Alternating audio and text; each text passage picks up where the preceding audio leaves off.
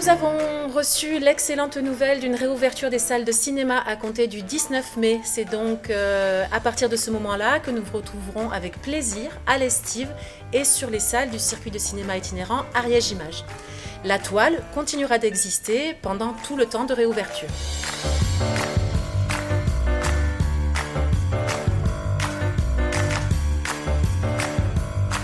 Pour cette nouvelle programmation sur la toile du 12 au 26 mai, je vous propose en coup de cœur 4 films.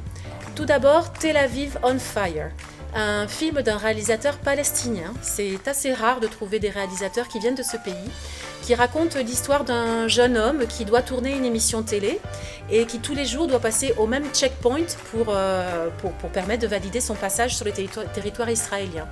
Et là se noue une histoire entre un soldat et lui.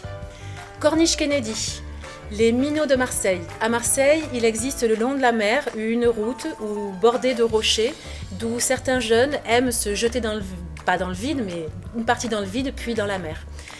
Cette histoire, qui est réalisée par Dominique Cabrera, nous raconte l'histoire de certains de ces jeunes qui aiment cette sensation vertigineuse et cette adrénaline que leur donne ce saut, et l'histoire d'une Suzanne qui vient de quartiers un peu plus riches qu'eux et qui a très envie de faire partie de cette bande. C'est un film très frais, très pétillant, entre ciel et mer, un film parfait pour aborder l'été.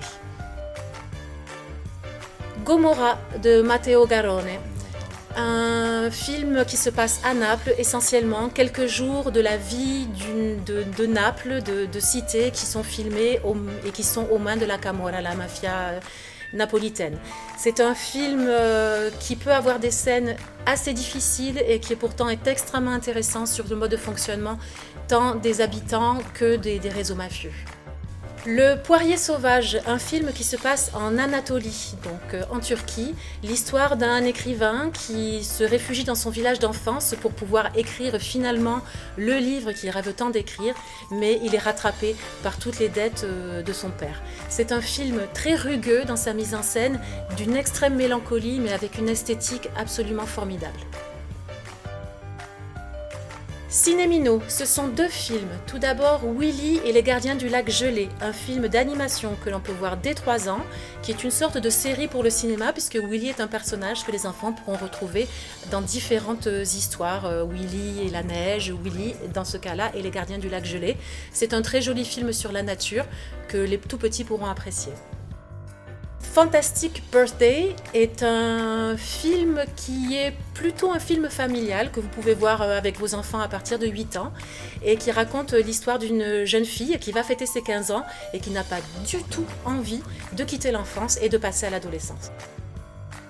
Le Quai des Docks, c'est un hommage à un réalisateur de documentaires extrêmement connu dont on ne se lasse jamais de revoir les films, Raymond Depardon, avec 2 de ses films, Les Habitants, donc des portraits de Français de 4 coins de la France, un film très intime, très doux, qui porte un regard sur ce qu'est la France à l'époque où ça a été tourné.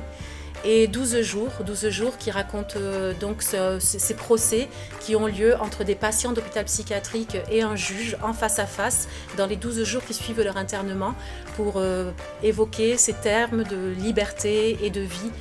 C'est un film extrêmement bouleversant. Le Il était une fois et les trésors du cinéma se mêlent ce mois-ci avec un Il était une fois Agnès Varda, une réalisatrice au très long parcours, réalisatrice, photographe également, plasticienne, qui nous a quittés en 2019. C'est un hommage à son cinéma que l'on souhaite rendre à travers 4 films. Varda par Agnès, Les glaneurs et les glaneuses, Sans toi ni loi et L'une chante, l'autre pas. 4 merveilleux films pour voyager à travers la filmographie d'Agnès Varda.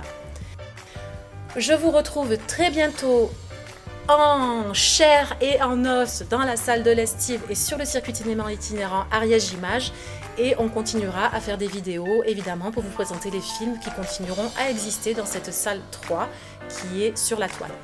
À bientôt!